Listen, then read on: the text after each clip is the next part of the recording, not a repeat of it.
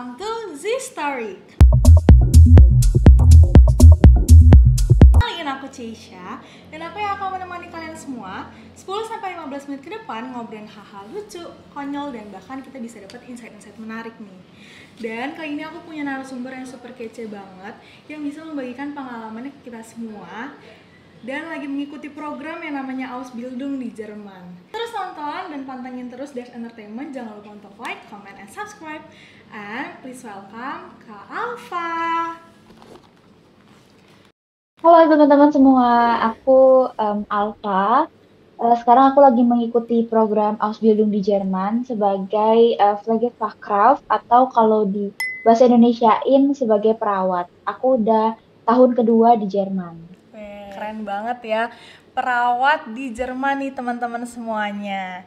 Dan nggak hanya itu, Kak Alfa juga merangkap sebagai content creator yang suka membagikan informasi tentang Jerman, betul nggak sih Kak?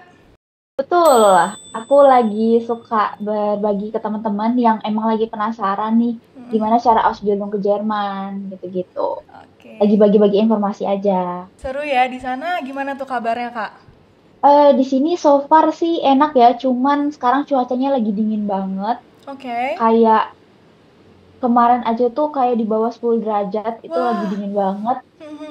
Kayaknya untuk warga Indonesia cuacanya kurang mendukung ya. Karena terlalu dingin banget ya. Nanya-nanya nih seputar program Ausbildung mungkin ya, karena kan Kak Alfa Boleh. sendiri udah menetap di sana selama 2 tahun kan. Ternyata juga yang aku ulik-ulik nih, Kak Alfa itu punya 2 panggilan loh guys. Di Jerman itu Alfa dan di Indonesia itu Putri ya Kak? Bener, sebenarnya 3 sih. Oh, Karena 3, wah. iya, kayak di Jerman tuh kadang ada temen aku yang manggilnya Sesa juga. Oke. Jadi aku dipanggil Alfa, dipanggil Sesa juga. Jadi 3 panggilannya. Dan kan Ausbildung tuh ada beberapa juga jurusan kesehatan kan? Mungkin ada kayak Iya. asisten dokter atau gizi dan segala macam tuh. Kenapa memilih untuk mengambil jurusan perawat ini?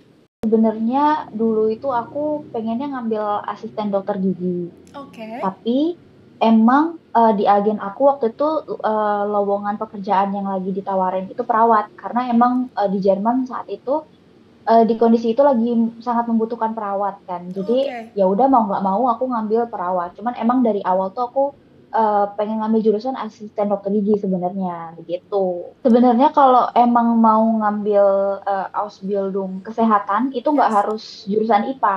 Jadi Oh, jurusan oke. IPS tuh juga bisa gitu. Oke. Syarat untuk ikut Ausbildung tapi di bidang kesehatan.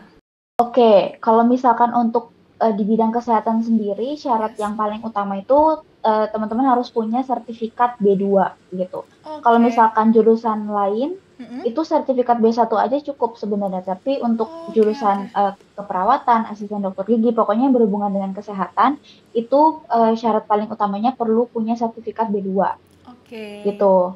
Itu sih yang paling utama. Itu kenapa dibedain gitu sih Kak? Dengan maksudnya jurusannya kan padahal sama-sama aja Ausbildung gitu ya. Tapi masa ada Iya. kenapa ada perbedaan B1 dan B2 itu? Karena mungkin gini ya, kalau misalkan di bidang kesehatan itu sendiri, Yes. vocabulary-nya tuh harus lebih banyak gitu. Kayak misalkan, karena kita lebih banyak berhubungan dengan manusia kan. Kalau misalkan di bidang kesehatan kita berhubungan dengan pasien, berhubungan dengan dokter mungkin gitu. Yes. Jadi kita harus bisa ngobrol dengan mereka gitu kan. Pokoknya kalau di bidang kesehatan pasti berhubungan dengan manusia, sedangkan kalau misalkan mungkin di bidang teknik itu kan mereka lebih berhubungan ke mesin mungkin atau kayak ke barang. Jadi nggak iya, betul. iya, jadi nggak terlalu diperlukan bahasa mungkin gitu ya. Jadi makanya kalau untuk di bidang kesehatan sendiri emang minimal tuh B2 gitu. Oke, jadi emang banyak berinteraksi dengan penduduk di sana gitu ya, orang-orang masyarakat di sana. Ada nggak tantangan tersendiri buat Kak Alfa? Kalau aku pribadi jujur sampai sekarang itu masih susah menyesuaikan dengan cara ngomongnya orang Jerman. Karena orang Jerman itu kayak waktu aku sampai pertama kali di Jerman, itu mereka ngomongnya kan cepet banget ya. Nah, aku belum bisa menyesuaikan saat itu. Kayak waktu di Indonesia tuh kan mungkin diajarinnya belum, maksudnya cara ngomongnya tuh belum begitu cepet gitu loh. Begitu sampai di Jerman, blek ketemu sama orang Jermannya langsung, Kaget terus mereka kita ngomongnya ya. cepet banget, kaget gitu kan. Cuman Oke. sekarang tantangan yang paling utamanya itu adalah waktu aku lagi kerja sih. Karena kalau waktu aku lagi kerja itu, sekarang kan aku lagi kerja di IGD kan, lagi di Oh, rumah oke. sakit tapi di bagian IGD-nya. Oke, Nah oke. itu susahnya adalah kalau di bagian IGD kan berarti penyakitnya tuh bener-bener yang apa ya, kalau bisa dibilang kayak penyakitnya tuh bener-bener yang kayak udah parah banget gitu loh. Oke, Kayak udah misalkan kronis kanker, banget gitu ya. iya, udah kronis, betul. Kayak kanker gitu-gitu kan. Iya, iya, Nah iya. itu kadang penanganannya kalau kurang tepat, misalkan kita salah sedikit aja, itu bisa berakibat fatal. Makanya Oke, iya, itu iya, yang benar. bikin kadang kayak tertekan sih kadang gitu. Cuman seru karena banyak belajarnya di situ kayak gimana cara ganti infus, gimana cara menangani pasien dengan berbagai macam penyakit, itu seru juga kayak gitu. Itu sih. Apa sih yang membedakan banget saat di tempat kerja nih, anak-anak yang Ausbildung sama yang sudah bukan Ausbildung lagi? Atau yang udah menetap di sana nih bekerjanya? Sebenarnya tergantung tempat kerjanya sih. Kalau untuk Oke, seragam ya. oke, Kalau oke. untuk seragam Mm-mm. itu kalau di rumah sakit tempat aku kerja, itu yang Ausbildung itu mereka pakai seragam warna biru. Tapi kalau Oke. misalkan untuk kalau misalkan untuk yang udah bukan Azubi lagi, panggilannya buat anak-anak yang ikut Ausbildung tuh Mm-mm. Azubi. Kalau Oke, misalkan bukan Azubi lagi, itu mereka pakai seragam warna putih gitu. Itu bedanya kalau di oke, rumah sakit. oke, Tapi oke. kalau misalkan perawat tapi di panti jompo Ya. itu sama semua. Jadi kayak pakai bajunya warna merah semua, jadi sama sama rata semua.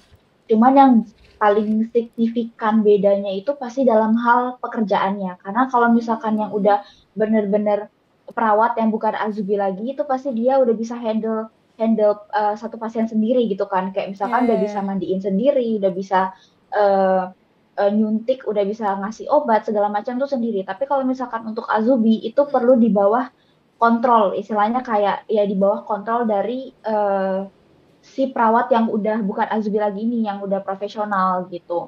Itu sih Oke. paling yang paling signifikan dari hal pekerjaannya. Oke. Jadi memang beda-beda rumah sakit atau beda-beda tempat kita bekerja, beda juga peraturannya gitu ya. Iya, Bisa betul. membedakan itunya. Oke, nah tadi udah bahas serius-serius nih teman-teman semuanya. Aku mungkin bahas cerita-cerita konyol kali ya, cerita-cerita konyolnya Kak Alfa sendiri saat menjadi perawat di negara orang. Ada nggak tuh? Mungkin kan ketemu Hmm, pasien yang bawel atau kayak susah nangkep nih karena dia pakai bahasa Jerman terlalu cepat atau gimana tuh? sebenarnya kalau cerita-cerita konyol banyak sih. Salah Wow. satunya kayak misalkan kayak ngasih aku kado gitu kan, kayak ngasih coklat, ngasih kado gitu-gitu. Itu sih lucu terus kayak baik. Pokoknya pasien-pasien situ lucu-lucu sih menurutku. Jadi kita bikin nyaman juga gitu ya, maksudnya take and Iya, give lah ibaratnya. betul. Oke, nah aku mau nanya, untuk tempat tinggal kamu yang sekarang ini, itu tuh dicariin sama Hmm. pihak Ausbildungnya atau kamu cari mandiri nih? Kalau untuk tempat tinggal aku sekarang itu disediain sama perusahaan. Jadi Oke, begitu aku tiba begitu aku tiba di Jerman, itu yes. mereka udah sediain segala semuanya kayak tempat tinggal, Oh, I sekolahnya, see, dia oke. udah sediain semuanya gitu.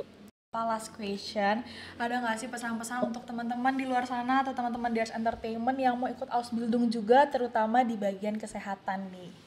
Aku mungkin mau kasih pesan dikit buat teman-teman yang mungkin sekarang lagi sulit-sulitnya belajar bahasa Jerman buat ngejar Ausbildung di bidang kesehatan atau Yes. perawat mungkin. Eh, Saran aku jangan berhenti di tengah jalan sih, karena itu yang Oke. paling banyak terjadi di kasus-kasus sekarang kayak Mm-mm. mungkin banyak banget yang lagi ujian B1 terus nggak lulus berhenti tengah jalan. Padahal Oke. maksudnya mereka udah belajar bahasa Jerman sebulan 2 bulan gitu kan. Mm-mm. Terus tiba-tiba karena nggak lulus jadinya Udah patah berhenti tengah semangat jalan, ya. patah semangat duluan gitu. Pokoknya jangan berhenti tengah jalan, sesusah apapun rintangannya hadapin aja gitu. Karena dulu aku juga kayak gitu, kayak aku gak one shot gitu loh. Maksudnya ujiannya Oke. juga aku waktu itu beberapa kali kan. Nah itu coba-coba terus aja sampai bisa gitu. Jadi Itu sih semangat terus, pesannya. sabar, pasti akan ada jalannya nanti. Buktinya Betul, Kak Alfa sendiri tadi mungkin sempat gagal ya Kak awal-awal ikut ujian berapa betul. kali dan akhirnya Iya, bersyukur juga bisa ke Jerman sekarang, udah mau hampir 2 tahun teman-teman semuanya. Nah tuh untuk teman-teman semuanya kita kita banyak tahu jadinya tentang Ausbildung, tentang tempat tinggal tuh mungkin udah dicariin sama perusahaannya juga, terus macam-macam syarat-syaratnya, cerita-cerita konyolnya juga dari Kak Alfa sendiri. Itu dia tadi ngobrol-ngobrol seru sama Kak Alfa. Boleh banget nanti kalian stalk Instagram atau TikToknya Kak Alfa, nanti aku taruh di sini. Soalnya Kak Alfa sendiri sering banget membagikan informasi tentang Jerman, jadi jangan lupa untuk follow sosial medianya Kak Alfa. Thank you so much udah mau ngobrol-ngobrol sama aku dan teman-teman Dares Entertainment ini. Dan ya teman-teman, Sama-sama.